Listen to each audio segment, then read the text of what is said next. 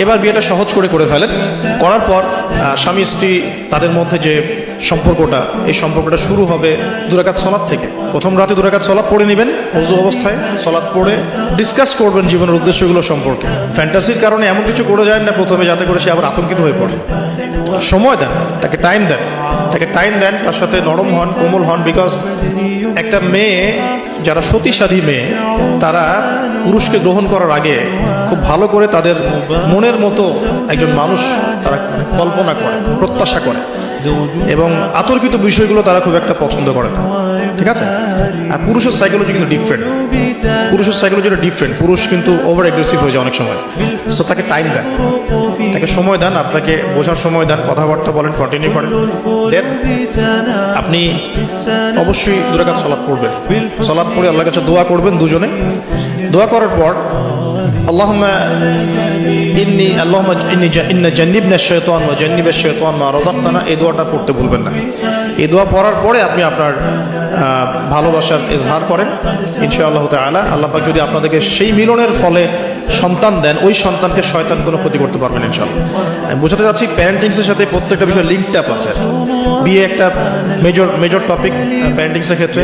আপনার এনভায়রনমেন্ট, আপনার স্বামী স্ত্রী আন্ডারস্ট্যান্ডিং, এই যে মিলনের সময় দোয়া পড়া, এবং এরপর দেখা গেল যে এক সময় আপনার স্ত্রী কনসেপ্ট করলো বা সে গর্ভবতী হয়েছে।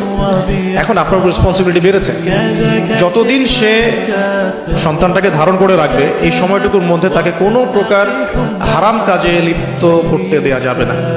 আমাদের সমাজে দেখা যায় সন্তান যারা জন্ম দিচ্ছেন, মায়েরা, এই 9 মাস তারা হিন্দি মুভিজ দেখেন, সিরিয়াল দেখেন, তারপরে অহেতুক গীবত করেন, গল্পগুজব করেন, অহেতুক সময় নষ্ট করেন। এখন তো স্মার্টফোনের যুগ, সারাদিন ফেসবুক, ইউটিউব, টিকটক, ইনস্টাগ্রাম নিয়ে পড়ে থাকেন। এই প্রতিটা কাজ গর্ভের সন্তানের উপর প্রভাব ফেলে। প্রত্যেকটা কাজ গর্ভের সন্তানের উপর প্রভাব ফেলে। ইভেন মায়ের যদি মন খারাপ থাকে, বাচ্চা ভিতরে কষ্ট পায়। মা যদি প্রফুল্ল থাকে, হাসি খুশি থাকে, বাচ্চা কিন্তু ভিতরে ভালো থাকে। মেডিকেল সায়েন্স পড়েন, আমরা প্যারেন্টিংস নামে একটা বই সাজেস্ট করছি, ওই বইটা পড়ে দেখেন, ডিটেলস সব লেখা আছে।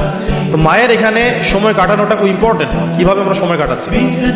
গর্ভবতী অবস্থায় এই 9 মাস মায়েদের উচিত বেশি বেশি কোরআন তেলাওয়াত করা, আল্লাহর জিকির আজগার করা, নামাজ না ছাড়া, হ্যাঁ, ভালো কিছু দেখা, ভালো কিছু শোনা, যত রকম হারাম এবং কবিরা গুনাহ আছে এগুলো থেকে দূরে থাকার চেষ্টা করা। এরপর ইনশাআল্লাহ সন্তান ভালো হবে। আল্লাহ পাক দোয়া করি সন্তান যেন সুস্থ স্বাবলম্বী হয়। পাশাপাশি মেডিকেল চেকআপসগুলো নিয়মিত করাবেন, কারণ এটা খুব ইম্পর্টেন্ট ফ্যাক্ট। অনেক সময় দেখা যায় যে আমরা মানে পর্দার যেহেতু একটা বিধান আছে, তো পর্দার বিধান পালন করতে গিয়ে আমরা দেখা যায় আলট্রা করাবো না, আমরা এই ডাক্তারের কাছে নিব না, হ্যাঁ, আমরা নর্মাল করাবো, বাসায় করাবো, হসপিটালে নিব না, কিছু ওভার এগ্রেসিভ থিঙ্কিংস চলে আসে আর কি। পর্দা করব, তাহলে মহিলা ডাক্তার দেখাতে হবে, আলট্রা খুঁজে বের করতে হবে, কে আলট্রা মহিলা ডক্টর আছে আলট্রা করতে পারে খুঁজে বের করতে হবে, ক্লিনিক সেভাবে পরিবেশ তৈরি করতে হবে।